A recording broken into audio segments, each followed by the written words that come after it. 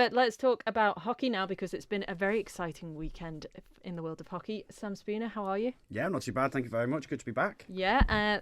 Let's start with... Well, actually, no, I was going to say let's start with your game, but we're not going to today, because there's been more exciting things happening in the women's Prem. Very unexpected matchup between Vikings A and Valkyries A. Let's start with that game. So yeah, Vikings A had to win today to win the league. Valkyries A had to win to delay that championship celebration for another week and potentially overcome it if Vikings A lost next week. However, Vikings A came out all guns blazing today. Valkyries A, they didn't really have much going forward in the first half, and defensively they were a little weak. It was 4-0 half time, and Vikings were very, very quickly 2 goals to the good. All the goals came from Kim Carney as well, but it was a true team performance. Defensively, they were very, very strong. Going forward, they were incredible. Rusty, but still, given the fact that they've just had sort of 8 weeks off pretty much, very, very, very good. Valkyries A, however, second half, their defensive performance was very, very good, but the first half, they just didn't get into the stride quickly enough, and going forward, they didn't quite have enough to overcome Vikings A. So despite some close games earlier in the season, Vikings A came through fairly easy today, 4-0, and champions of the Rossborough Women's Premier League. Congratulations to them. Kim Carney was on a mission. Absolutely, yeah. She taking no prisoners. She was itching to get on that pitch before the game had even come into view.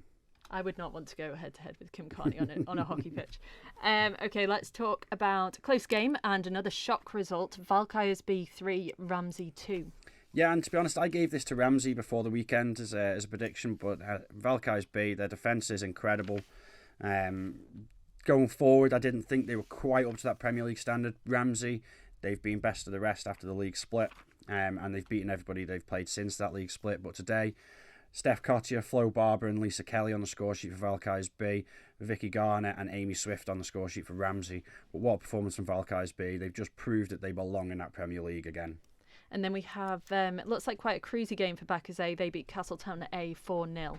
Yeah, and early on in the season, prior to lockdown now, it seems like a very, very long time ago, you'd probably say Castletown A were going to come out winners in this game. But Backers A always have a knack of coming out at the end of the season and having a bigger say on title destinations, getting results that they didn't get at the start of the season, and they've done that again here. Freya Duchars, Hope Goff, Martha Broderick and Charlotte Fisher on the score sheet for Castletown A. But I would add Castletown A was short of a couple of players today, but they pulled up a couple of under-16s. I have forgotten their names, but I did have it. Oh, there we are. Freya and Alois had a great game today for Castletown A on their debuts for the first team. And then finally in the women's Prem, we have Saracens A 8, Harlequins A 2. Yeah, unfortunately, Harlequins have struggled this season in the Premier League. Lydia Wiley got on the score sheet with 2 goals, though, and I think this year is just a consolidation year for them before the attack in that Div 1 next year. Saracens A, though, when you look at the goal scorers, this is an incredibly young side. Dulcie Tier, Lucy Farragut, Carrick Sampson, Eda McCubbin, Krista Quilliam with 2, and Amy Sellers with 2, and that really is a team for the future. Moving on to the men's Prem, we only have 2 games, so let's start with... We're going to finish with your game, actually. So we'll start with Ramsey A versus Backers B, and Ramsey won that 4-2. Yeah, quite convincingly won that game. Ramsey, again, they were disappointing before the league split, but since then, they've won all their games, and they've really improved since that league split, and hopefully next season they'll be wanting to push into that top half of the Premier League. Nat Smith, Tom Hurd, Alex Neal and Billy Kane on the score sheet for Ramsey A, and Backers B was James Leeson, Harry Kalan. And finally in the men's Prem, your game, Vikings B versus Vikings A. Vikings A won 7-0. I blame Paul Moran. Giving me a phone call halfway through the game. Yes, yeah, you actually answered a phone call whilst you were playing. Yeah, well, unfortunately, I had my watch on, linked to my phone, and I thought it might have been an emergency of some sort, unrecognised number, so I answered it, and it turned out to be Paul. So I spent a few minutes talking to him on the pitch. Was this whilst you were in goals? No, I was 7 goals went in. I was outfield in the first half, and then me and the keeper swapped in the second half because he wanted to run around, and I was a bit tired. So okay, how was that? Which do you prefer? Oh, definitely a net. I'm not a runner. Can you not tell? I noticed that you've got huge grazes down your leg. What happened? Oh, that was last week. Oh, right, okay. Lingering battle scars. I turned up to our first team's friendly, and the first thing I did was slide on the floor. Less than friendly. Let's move on to the women's Div 1. So we have Backers B 8, Vikings C 1. Yeah, big win for Backers B. I can't talk about this result without talking about another result, Backers C versus Vikings B. I was getting score updates from the Vikings B Backers C game, and it was 2-0 up. Backers B were only 1-0 up at half time. And Vikings B were pretty much in the driving seat. And then Backers B sort of accelerated out of absolutely nowhere and suddenly scored 2 goals, 3 goals. Then the next update I got was Vikings B were 3-0 up at half time, and then they scored another goal just after half time. So then Vikings B were back ahead, winning the league. Then Backers B would go up and score another couple of goals, and then we were like, oh, we're texting our mates in the Vikings B team, what to score. And in the end, it's literally, goal difference was level. It's come down to goals scored, which Vikings B lead.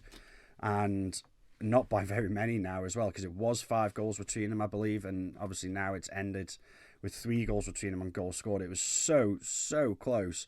But that goal from Jan Carney for Vikings C won the league for Vikings B today. Wow, that's exciting. The C team did them a massive favour scoring that goal. But Backers B, credit to them. They had a tough first half, but they came out in that second half and did exactly what they needed to do. Sophie Howland with a brilliantly taken hat-trick. Yeah, brilliant. I'm sure she'll be playing netball tomorrow. Rosie Callow with 2, Sam Franklin with 2, Neve Goddard with 1. And obviously, I've said already, Jan Carney for Vikings C with that super important goal.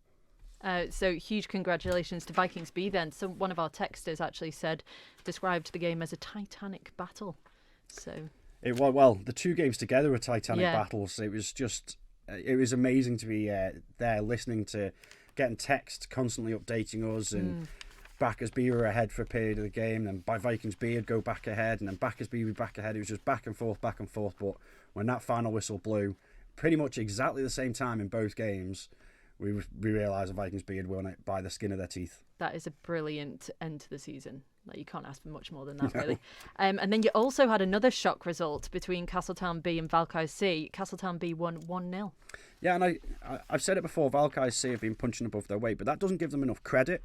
Valkyrie C have been incredible this season. Up until just before lockdown, the game before lockdown, they were in a title fight. And unfortunately, I think that 3-week break probably knocked them a little bit. They've beaten Backers B in this league. I'm not sure if they've beaten Vikings B off the top of my head. I can't remember, but they've been in and around that title fight, just in behind, waiting for one of them to slip up. And unfortunately, they haven't quite had the form that they showed in the opening part of the season. And Castletown B, they've always been strong defensively in this league. Going forward, they've been a little bit weaker, but today Katie Nicholson got the goal for them, got them the win. And then finally in the men's Division 1, we have Harlequins B 5, Ramsey B 2. Yeah, and expected result, to be fair. Ramsey B, Seb Swithenbank and Gwyn Jones on the score sheet for Ramsey B. Harlequins B, Sam Cunningham, Corey Corkle, Dave Smith, and bear with me, Ronan Santana Tolia. I think that's the first time I've got his name right. Apologies. And as we mentioned before, the Saracens B Backers C game, that kicked off a bit late. So I've literally just got the score for that. Ooh. Saracens 2, Backers C 0. Liam Farrett with 2 goals. Excellent. Is that a surprising result or an expected result? Not really. I mean, yes, Saracens have been struggling for players. They've had to call off their A team today because they don't have the calibre of players that could step into that Premier League safely. They'd have to be using a lot of under-16s, which they're not quite ready for that step up to the Premier League yet. But given normally you'd have to cancel a team, your lowest team's game, the MHA, obviously, because of there's been the COVID impact, and then they don't want to put players in a position where they're going to be in danger. So they've allowed the B team game to go ahead and call the A team off. So credit to them. And then finally, big congratulations to Valkyries B, who are now title champions of the Men Div 1. They beat Castletown A 4-1. Yeah, and this is the previous game between the two sides was a 3-2 win for Valkyries. Really, really tight game.